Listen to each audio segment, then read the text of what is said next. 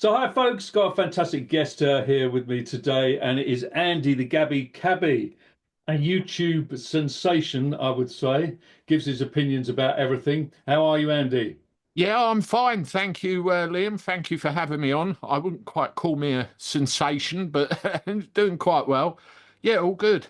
Yeah, Thank you. so well, how did you get into doing the whole YouTube thing? Well, that disease that everybody was catching in 2020, which us YouTubers couldn't talk about for a long time, had the effect of grinding my business to a complete halt. Mhm, I do airport transfers mhm. uh, regularly, still run the business, got five guys working with me doing it all.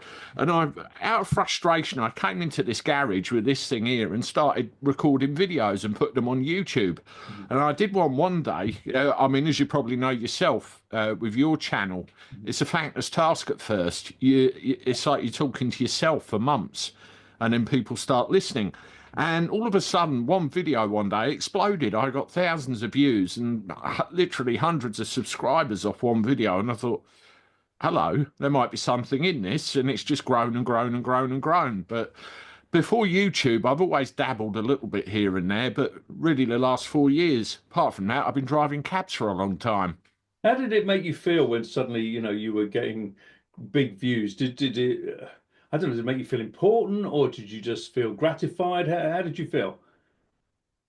Shocked was the main thing because I've been a believer for a long time about the power of the World Wide Web to do things, to achieve stuff, reach people. There's loads of things you can do with it, Mhm. and for it to happen all of a sudden the way it did, I thought, oh, and then I felt I need to carry on. Mhm. Even when what was happening to us at the time Mhm. finished, I thought I need to carry on to see where this goes, and it's just gallops and gallops and gallops. I mean, I've been humbled, I've been excited, I've been pleased, all manner of things. But initially, shocked Yeah, at what and do happened. you find it pressurizing, the fact that you have to come up with material every day? I mean, I was reading the fact that you were doing 4 pieces a day. How do you come up with that? And like I say, is it pressurizing for you?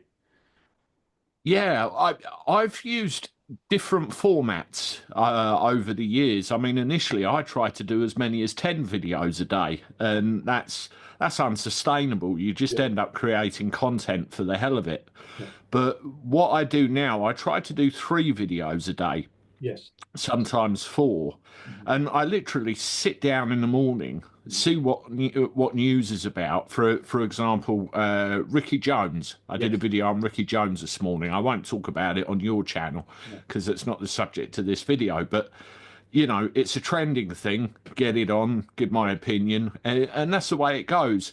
But what I did before, I'd record everything the day before. But Yeah. by the time yesterday's news Mhm. come out the following day, it's dead and buried and it's all been covered and no one wants to know. So it's literally a live thing. Check in the morning, compile it, and get it out about Do at you least three practice it? times a day. Do you practice it, or does it come from the heart?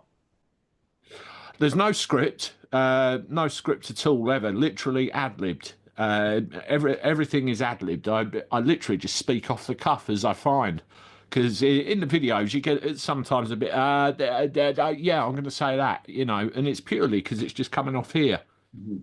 Did you have any kind of background in performing or public speaking or anything like that?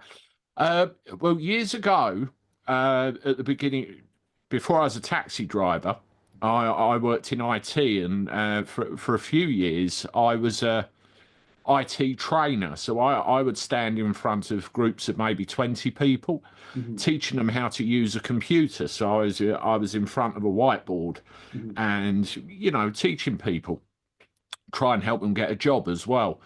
And also in my early 20s, I had a little spell where I did amateur dramatics. Oh, So I've been in pantomimes and all sorts of things. It was quite enjoyable. You open the curtains and you've got a couple of hundred people staring back at you. So I've dabbled. you've dabbled, you've dabbled. So tell us about the taxi driving. I mean, how's your life been affected driving over the last few years, especially in Cannes, London? London, yeah. I try and send my other guys there if I get any London jobs in now. I absolutely hate the place. Khan has made it really, really difficult, if not impossible. An example, I had a job once to take some people to a hotel, and I sent one of my drivers, Lee, his name was, and he got to the hotel, and right outside, no cars. There was a no cars beyond this point sign. And then outside, there was a red route, and obviously no stopping on the red route. So where in the name of hell does he drop the customers without getting a fine? You know, you've got Heathrow, which is an extra 12.50 a time to drive in there in my You actually get minibus. charged. You get charged to drop off there or to actually go in. Yeah, it's when you drop off outside the terminals now, every single one of them, they charge you at least a fiver. I think they've gone up to about £6. And you've got Sadiq Khan's Ulez charge on top, which is £12.50 for my minibus. And you know, you can pass the cost on to the customer to a degree, but you get to the point where they just go, "No, I'll get the train." You know, it's So you're actually paying the ULEZ at the moment. It's £12.50 a go. I mean, how much is that adding to your business? enough. I mean, the problem is where in my area, where I operate my business, historically the fares here have always been very, very cheap. Yes. I mean, we had a stage a few years ago where they put the fast link in down here, so we got all the Londoners coming here and buying property and everything. And when you take them on a couple of mile car journey and you say £5, please, they're like, what? They're expecting 25 or 30 London rate. And because of that, the age and type of the cars here aren't like brand spanking new 24 plate Mercedes, and it's just not sustainable. And because of that, it does add cost to the business, because all of the stuff that's going to the airports is probably 5, 6, 7, 8 years old in some cases. More often than not, they got to pay ULEZ. I think I've got one car that's. What's your view of ULEZ? I've taken the view that I think it's a cash grab. I think it's literally a cash grab. I mean, I do a lot of work with Noel Wilcox of Reform. And he sent me, I mean, known as Mr. Ulez for reasons you can find out if you look in the press. He sent me figures every year, the actual figures for the last few years, actually, of how much money Khan has taken from the Ulez scheme. And if you look at the pollution map of central London, particularly around the airports and everything, it's like, pay £12.50 and the pollution will go down. Well, no, it doesn't. It hasn't really changed a great deal over the last few, when you look at the maps. And it might be because I'm live by the coast. I live on the southeast coast. Whenever I go into London myself, I get this horrible metallic-y taste in my mouth driving around. It's probably exhaust fumes, city smog. I don't know what it is, but no, it's not working. So do you actually notice the kind of smog and all of that? It has an effect on you. Not in the air. You can't see it in the air like you know 50, 60, 70 years ago. It's just the taste. That doesn't have an effect on me. It's literally just the taste. It's probably round, probably like Isle of Dogs area kind of thing, where you've got the tunnels and all that sort of stuff. I notice it more. But it always, every time, it gets me. Do you support then Khan's implementation of this tax? I don't, because people still need to drive in there. People still need to transport people. People still need to drive goods in and out of there. Life needs to continue. So, you know, charging £12.50 or, well, more with the HGVs and all that sort of thing, people are still going to go in there. So you've either got to ban the cars completely, which is completely impractical, it's never going to happen, or you've got to find another way of doing it. But charging people £12.50 a time, no. I mean, the other thing as well, and more will come out about this in due course, the signage. is all wrong. Yes. Yeah, you know, I can't go into detail because I've got information which I can't release, but let's just say there's an awful lot wrong with how drivers are notified about this when they drive into the area. It's just going to blow up in his face. Yeah. Why do you think he keeps getting in? Voter apathy. You look at the percentage, and it's the same in the general elections as well. An awful lot of people don't come out and vote. I mean, you look at this massive majority that Starmer's got. How many people, how many votes is that off the back of? And also, I think it's the, without being too sensitive, it's the demographic. Yes. It's the political beliefs of who he's surrounded with within London. It plays to his favour every time. I mean, in the mayoral election we just had not so long ago, he got back in again. But like Howard Cox of Reform, I've been interviewed him on my channel. He's a lovely bloke, principled, would have done wonders. But, you know, Kier Khan is in. Yeah. Have you ever thought of standing yourself? No. I got asked this after the general election. I went to a reform meeting locally, and I was asked if I wanted to get involved, and I said clearly no, because when you get in that life, there are certain things you can say, there are certain things you can do, and equally there are certain things you can't say and do. I mean, simple example is the party whip. You know, you're going to vote in this way because we're telling you you're going to lose the whip. I'd lose the whip every second week. You know, I just wouldn't survive in that environment. So I think I can do more good, like we're doing right now. Yeah, absolutely. Bringing news to the front, giving my opinion.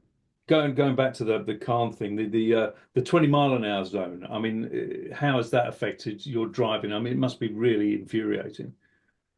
Times, journey times, definitely. Also, there's an awful lot of congestion built up. And one of the other things as well, you've got these low traffic neighbourhoods, which has been a lot of controversy about, where you're effectively blocking off residential streets where people can take a shortcut down and round and out the other side to bypass the traffic jam. It sends the sat-navs loopy. Yes. And all of this combined, it's just a nightmare. It is an utter nightmare. I mean, I can get to the outskirts of London from my house in probably just over an hour. Yes. But to get into central London from the outskirts, which isn't probably that much more mileage, it's probably another couple of hours. Yeah. It's a nightmare. And all these sort of cycle lanes and you know the single lanes and things like Hyde Park and all that. I mean, just absurd the way it is. I used to remember, I'm going back a long way, but I used to remember it was very easy to drive into London. You could park anywhere, and it made this a whole city an enjoyable city. And now I don't find it like that. I find it's made it look ugly. You've got so many signs everywhere. You've got so many different bus lanes, all these different lanes, cycle lanes, everything. Do you have a love for cyclists in London? Are you a supporter of that? As a rule, I used to love cycling myself. I mean, I don't know whether you can see behind me. Yeah. And there's 2 or 3 other bikes either side out of camera. I used to love cycling myself, but where they've changed all of the highway code rules with regard to priorities, what cars are supposed to do and everything else, you get cyclists either coming way out from the curbside, or they're cycling 3 abreast and don't care. And it's like, we rule the road. And then when you get accidents happening, it's the driver that gets done every time. I mean, I was driving to Stansted one evening, and we got diverted because there was problems around the tunnel, and we were driving really slowly. It was Essex rather than London. Driving really slowly down this street, and all of a sudden I just heard a clump on the back of my minibus. I looked in my rear view mirror, and there was a cyclist in a heap on the floor behind my car. And what had happened, he'd not looked where he was going and shunted me right at the back. Yeah. So I jumped out of my car really quickly, picked him up. You all right? Dusting him down. I thought, if that was faster, if that was nastier, it would have been me that got in trouble for it. I mean, going back to the Isle of Dogs, they've got the new Silvertown tunnel that they're going to be opening soon to link up to City Airport, and there's a lane through there, a bus lane, where they're going to be talking about ferrying people on cycles on buses through there and everything. It's lunacy. I'm all for cycling. It's a good form of exercise, but it's got a time and a place, not in a busy street with loads and loads of cars and an overpopulation problem. Country lanes, seaside routes. I don't know if you've heard of Reculver. No. It's where I used to live, where I was growing up, again on the seaside. There was an old seawall which connected up from my house to Reculver, and there's an old ruined church there. You can see it. Yes. You can see it from most places. And I used to go cycling along that wall with an old school buddy of mine pretty regularly. And places like that are absolutely lovely. But when you try and put it all on the roads for the sake of environment, accidents are going to happen, you know. Absolutely. Do you support people like the Blade Runners, who are obviously sabotaging a lot of cameras? I know we can't officially endorse that kind of thing on YouTube and stuff like that, but do you have a sort of slight admiration for them, shall I say? I don't condone actions like that in any way, shape, or form. You Yes. can't. No. Although I do support the idea that if a group of people have a large enough problem with an issue, they will do something about it in their own way. Is there a way of protesting about this without tearing down the cameras all over the place? I don't know, but you know, I believe in the idea that something has to be done, although I can't really condone the way they're going about it. Yeah, absolutely. Do you think though the public have kind of given up the fight? I mean, I find the public generally fairly apathetic, apart from a sort of a group of people who've stood up all the way through the last 5 or 6 years about everything. It's not only Ulez, it's a bit of everything.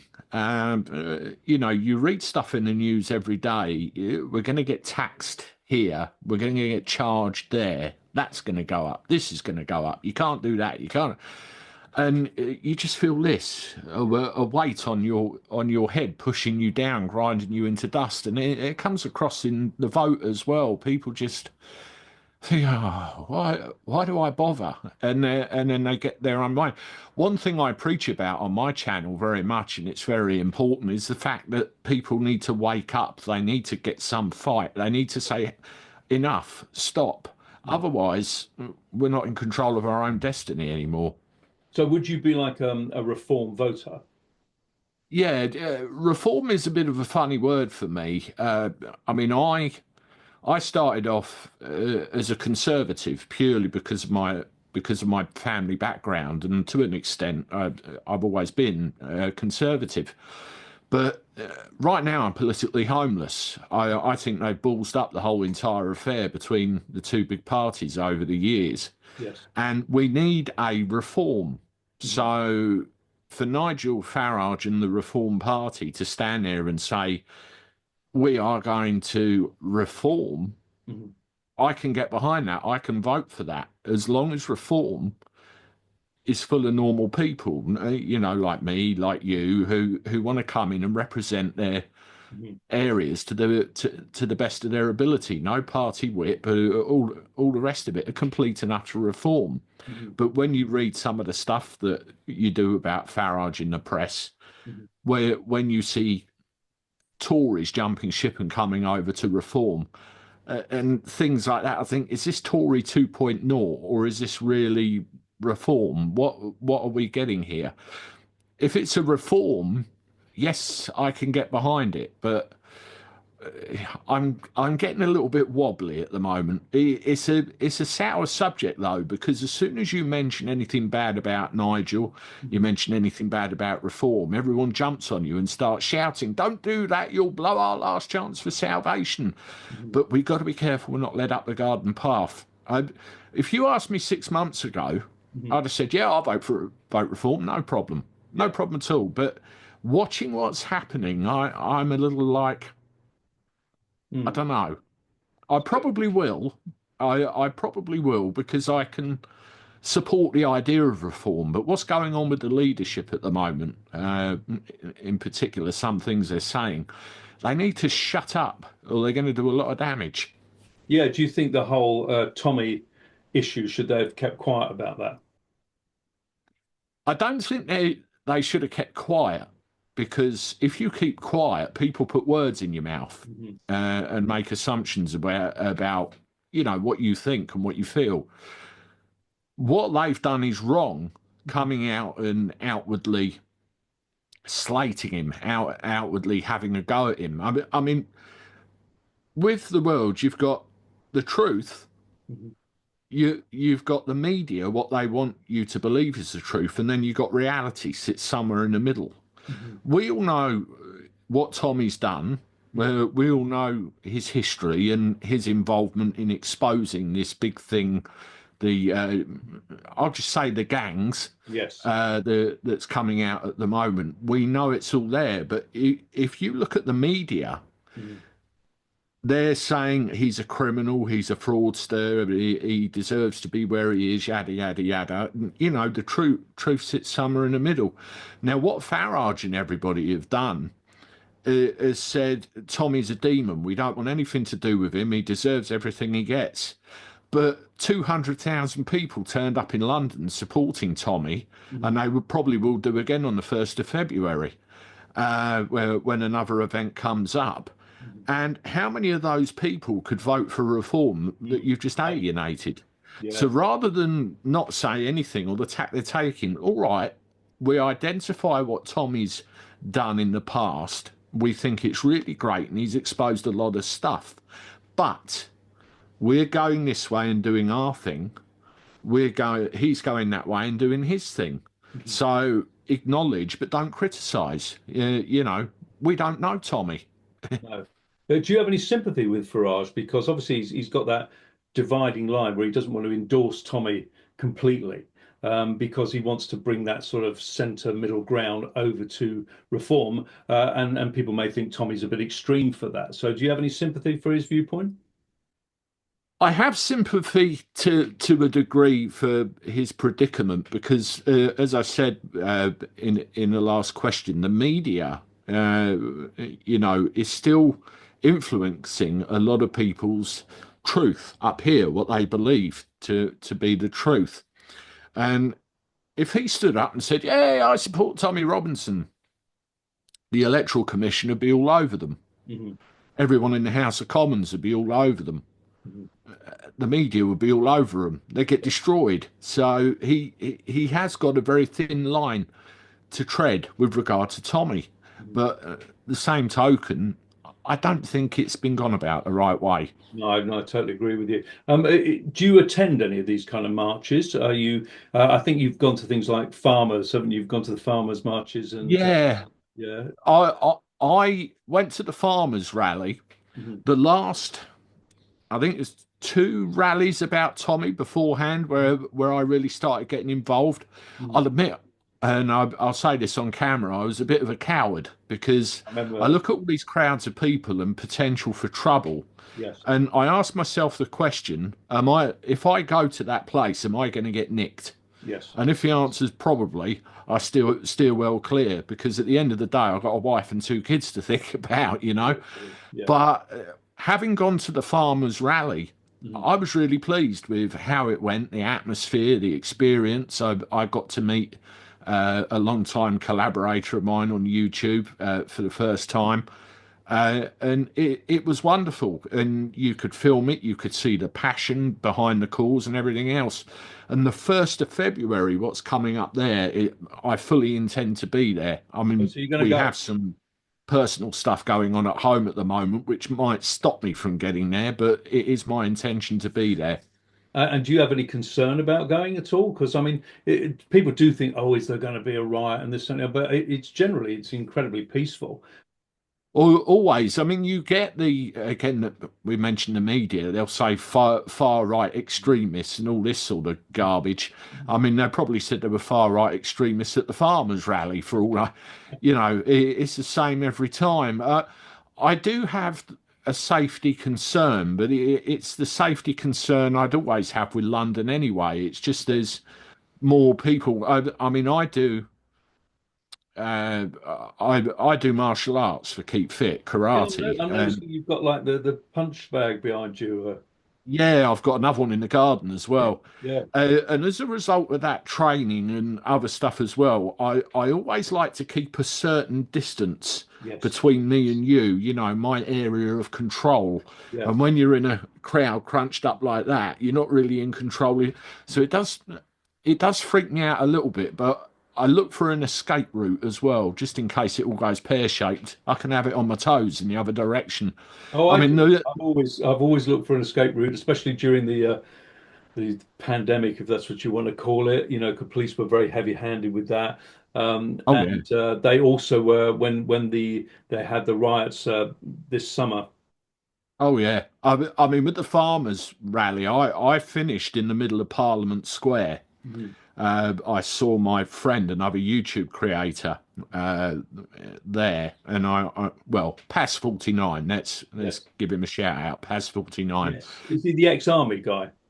That's it, ex-army Yeah. Pass 49, the Welsh guy with the big black That's it. beard. Yeah, yeah, yeah. Yeah, I spotted him in Parliament Square recording, and I went over and we did a little bit of a video together. And then when we were finished, we looked and we could see the police kettling people.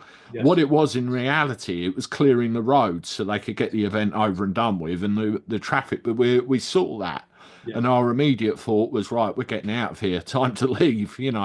And that's what we did. But they can be heavy-handed, and sometimes I think they deliberately try and provoke trouble Yes. as well with their heavy-handedness. And you look how they're dressed Yes. from one group of people to another.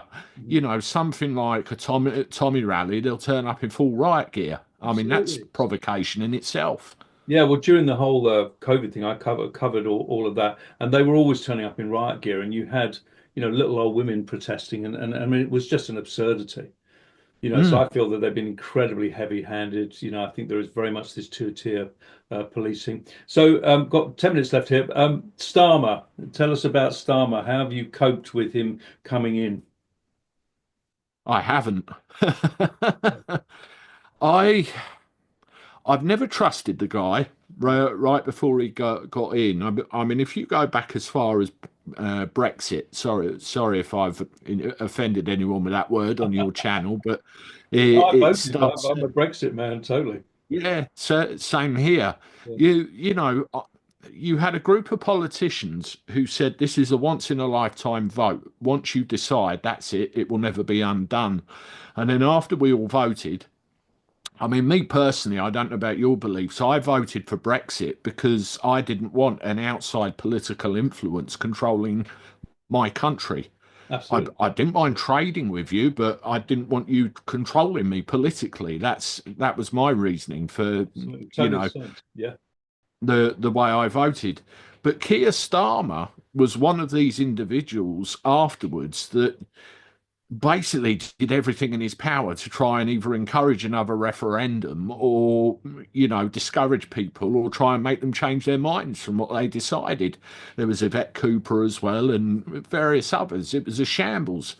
And you take the election, this one now, we're going to look after the pensioners. Well, they screwed over the WASPy women and Mhm. took away the winter fuel allowance. Mhm. That's just one example, and there are many others where they've said and done anything to get back in Mhm. and gone back on their word every time, tax the hell out of us, saying they're going to put more money in the pockets of employees. But if there's no business people to run businesses to give people jobs, they all sod off abroad somewhere.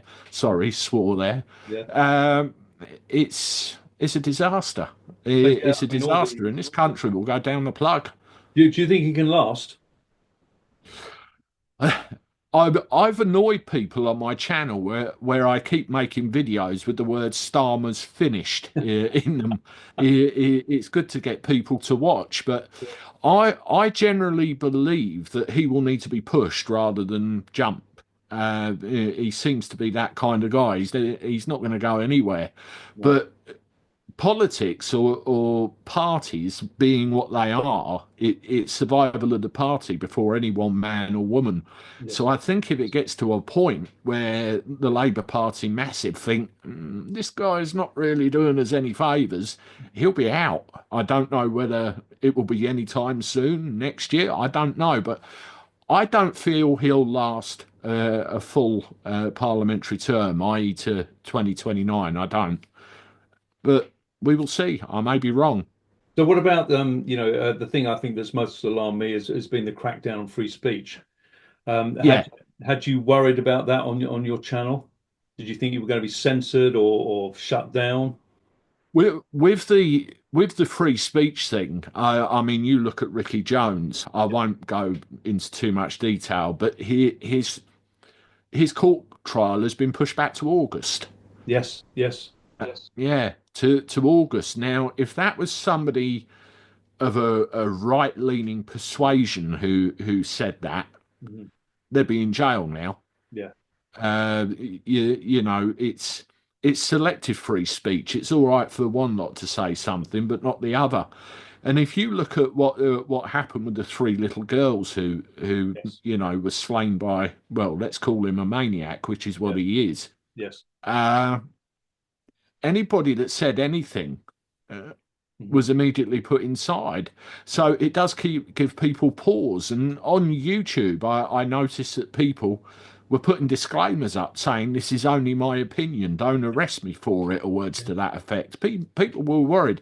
Me, I've always had in the back of my mind the preservation of my channel. So when I talk about things, I'm always very careful about how I word it because I have a bit of an understanding about the way the algorithm picks things up. So, for example, if I read a comment and it's got something, let's say G gangs, I'm not going to say the first word, Yeah, I'll read it and I go, gangs, just kind of mutter one word, yeah. You just be have to. very careful.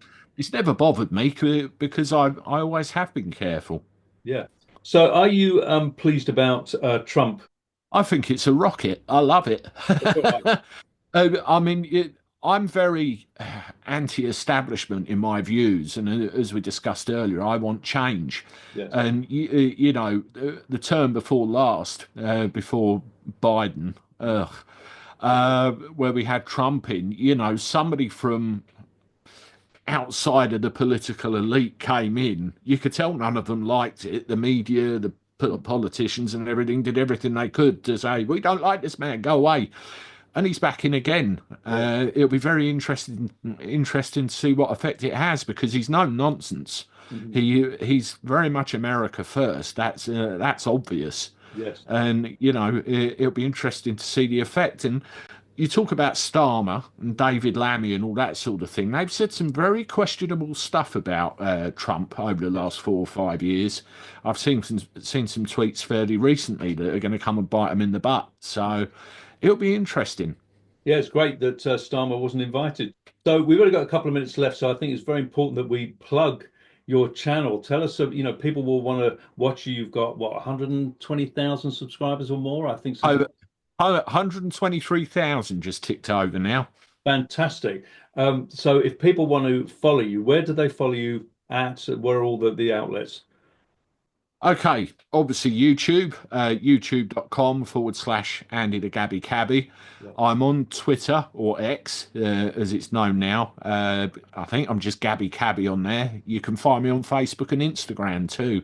Those are the main places I hang out, but I'm more active on X and YouTube really out of those.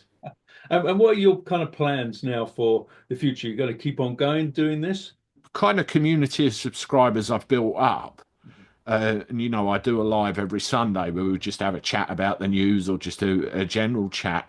there are people in there from all walks of life, and you know, there's a couple that have had a problem either financially or medically or something they've had go wrong, and either I've been able to help them or I've been able to get somebody else to help them.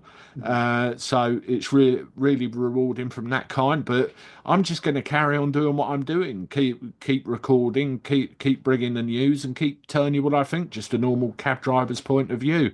Might be a little bit slicker as time goes on. I mean, my laptop I'm talking to you on now is getting a bit tired out. I'm looking at getting a new one. But yeah, just keep on doing what I'm doing, really.